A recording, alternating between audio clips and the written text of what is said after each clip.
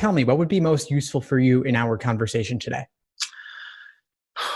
I mean, I think just going over my questions, would probably be the most useful to get out of this. I don't really have any like pressing, like issues or anything I absolutely, you know, thought of beforehand. But yeah, I just think one of my questions would probably be, the best use of time. Okay, so what's the biggest question on your mind? So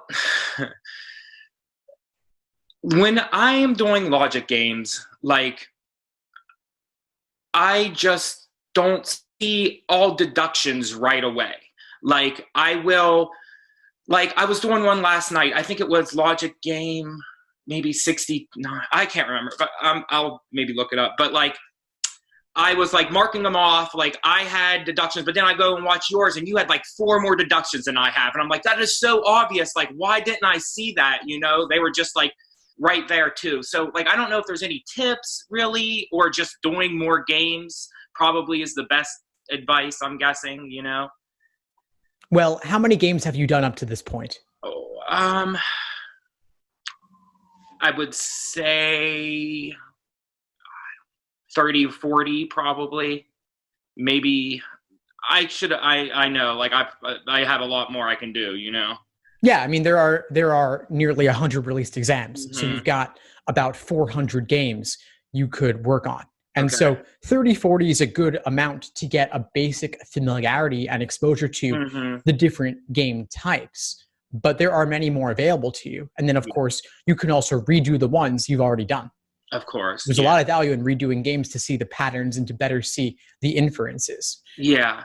I Now, as have for redone yeah, a couple, just trying to like redo them. Like I'll use your diagram, like your diagram sometimes, and just try to like use your diagram to answer them.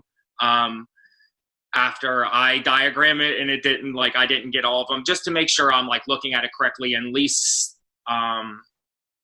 thinking about the questions properly. But like, yeah, the diagramming is where I mess up, is where I just don't get them all. I don't know why. I mean, sometimes I do. Like the number game, I was really good at that one. Like that one was easy. There's a couple other ones that like are easy, but like I feel like that's just where I drop the ball. yeah, well, as you said, more practice, more familiarity will help. And you'll see my explanations on video. That's just my way to do the game. And that's Hmm. also not the only way to do it. And it's also not the only way I might do it. I Yeah. might do the same game on different attempts and solve it different ways. Okay. And there's no one perfect way. Some people Yeah. like to make a lot of inferences up front. Others like to do more work over the course of the game. So it's Yeah. not necessarily a competition to see who can make the most inferences up front. Of Okay. course, it's nice to be able to make them, Yeah. and they might pave the way for you to solve the game and the questions more efficiently. But there's also the time involved. So you got to Yeah. decide. There's always trade-offs, right? Uh-huh. So like that's what I find that, but like when I make the most inferences and I really do a good diagram, I answer that's when I do the best, like when I'm able to. So like I guess I've kind of been really just stuck on that, where I'm trying to really make a great diagram and have everything set up properly. But I'll just keep practicing it. Yeah, keep Like practicing just it. the way I do it, just I'll just keep pumping away, and hopefully I get a system down and just keep seeing them. Yeah, there are one or two things you could be looking for to help you Okay. make inferences up front or make multiple main diagrams. One thing to look at is if there's a particular variable featured in multiple rules. Yeah. Oftentimes you can connect those rules together to make an inference. And so a very simple example, of course, would be A requires B, B requires C. Yeah. B is in both the first and second rule. You can link those together. Okay. Or if you see a particular block of variables that is especially limiting. So hypothetically, a game that had 5 slots, but only a block of 3 variables, like A, B, C as a block must appear consecutive in that order. Well, they could be on 1, 2, 3, 2, 3, 4, or 3, 4, 5, Okay. assuming no other rules. So you could make 3 different major diagrams based on the placement of that block of variables. Okay. Okay. So, like I work full time. I'm finishing school as well.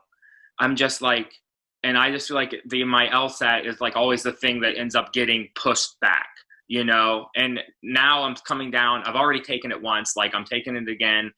I have to do good. Like, I'm just having trouble setting aside enough time. Like, I've been better about it. I've been getting to at least some type of studying almost every day. You know, on weekends I can do more. And if I'm off work, of course, I'll do more. But it's tough, man, setting aside, like, at the end of the night. Is it, like, if I don't get to it till, let's say, like 10 or 11 at night, is that still worth it? Like, do you think it's still worth it for me to go and try to answer a few questions or watch a few videos or something at night? Well, how tired are you at that point? Some nights I'm tired. Some nights I don't feel that bad. Some nights I feel like I, you know, am okay.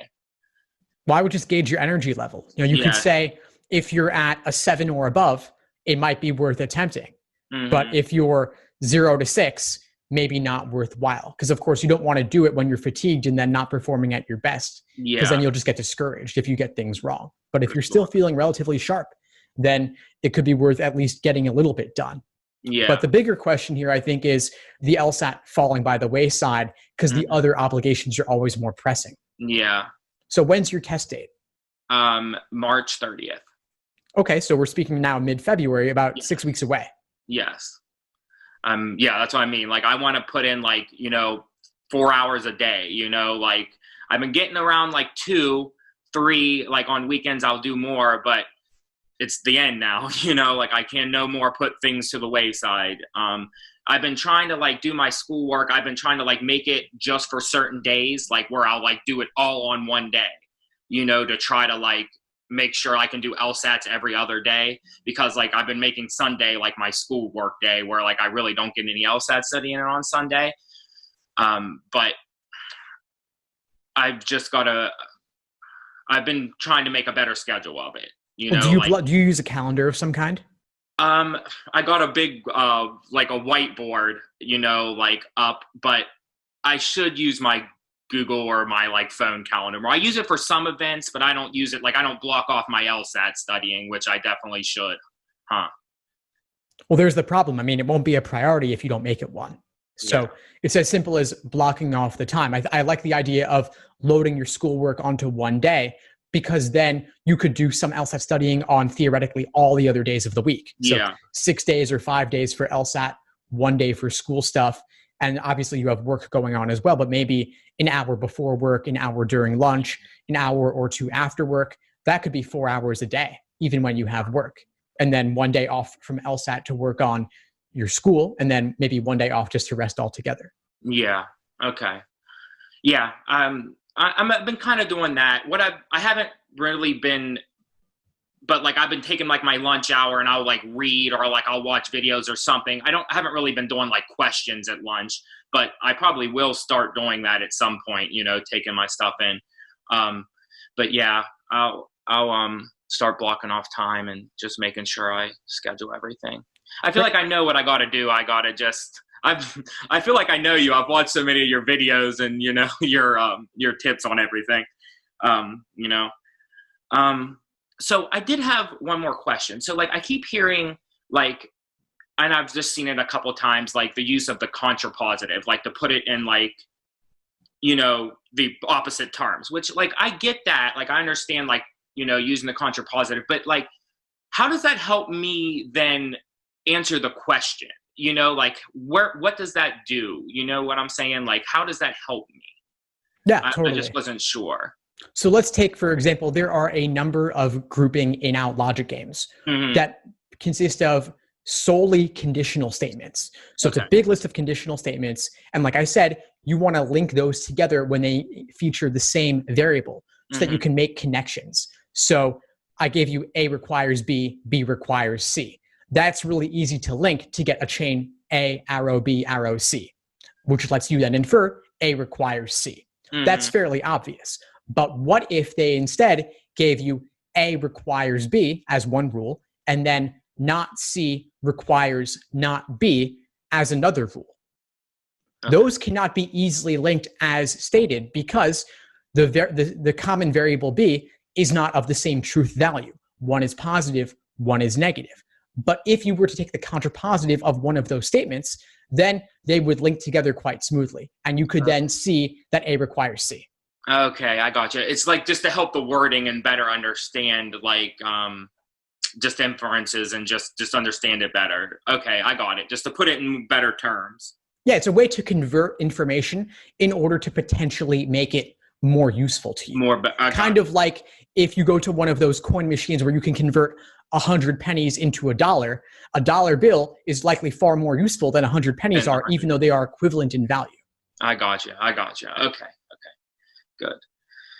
And if you want to see a game or two where this applies, I could give you a couple of examples. Okay. One would be Test 33 Game 2, which to me at least is the famous Birds in the Forest game, which is a great example for learning these concepts. Okay. Another great game to test these concepts is Test 58 Game 2. Both of these games contain lots of conditional statements where taking the contrapositive allows you to make these chains. Okay, gotcha. Thank you. Sure. I'll definitely do those. Okay. Trying to think of what else. So I guess in reading comp, so like what I'll do is I'll just like try to like highlight like the main portion so I can like get an idea of like the main idea. So like I can remember the main idea of the like statement, but I don't really like highlight much else really. Like what else should I be looking for besides like the main idea? Like, should I be looking for any other like things as reading comp that you see like are often asked questions or anything like that? So the biggest thing to be looking for is the main idea. Okay. Another way to put that is what is the author's opinion? Another way to put it is what is the primary purpose of the passage? Meaning, why did the author write this? What are they looking to get across? Okay. And you could highlight it, but if we're talking digital LSAT, the highlighting tool isn't that great. Yeah. I would suggest not relying on it, but rather using your scratch paper and simply summarizing it in a few keywords to the side. Okay. So you just like write a few, would just like write it while you're reading, just write a few things to like summarize it while I'm reading. Yeah, you could do it while you're reading. You could also take a moment after you're done reading the passage to think for a moment, what was the main idea, and jot that down. But I find the students who do best on reading comp mark very little or not at all. And that includes use of the annotation tools, which I really would say just don't use them because they're not that responsive. You don't want to waste time fiddling with that. Yeah, hitting the wrong word and stuff like that because it is kind of... Yeah, it's clunky. Yeah. The other thing, you asked about other things to look for, but I think you're on the right track with the viewpoint. And yes, there's the author's viewpoint, but any other viewpoints expressed, you want to make a note of them as well. There sometimes is only one, but there might be two or three, and you want to think about how they relate. Usually, they won't be in direct polar opposition, but maybe one is an adaptation of the other in some way. So it might be an adaptation, it might be a slight tweak or modification, or a qualification, or it could be an update of some kind. Okay. Thank you. That's super helpful. Of course. I feel like I had so many things, and now I'm like, you could always follow up with me on those. Yeah. But I do have one or two other comments for you about the scheduling issue, because you've got, like you said, 6 weeks approximately until your LSAT test date. You've got work, you've got school. You might consider, depending on your work situation, asking them if they could dial down your responsibilities a little bit in the meantime. Maybe not for the whole 6 weeks, but maybe for the final week or two. Some people take the final week off. Some people take the day before off. Some people try to reduce any overtime they have to do, or take on fewer projects. Or if you can delay anything till after the LSAT, that's ideal. And same goes for school. And so if you got classes or assignments or papers, you could see, can you delay a bit of the work on those until after the LSAT?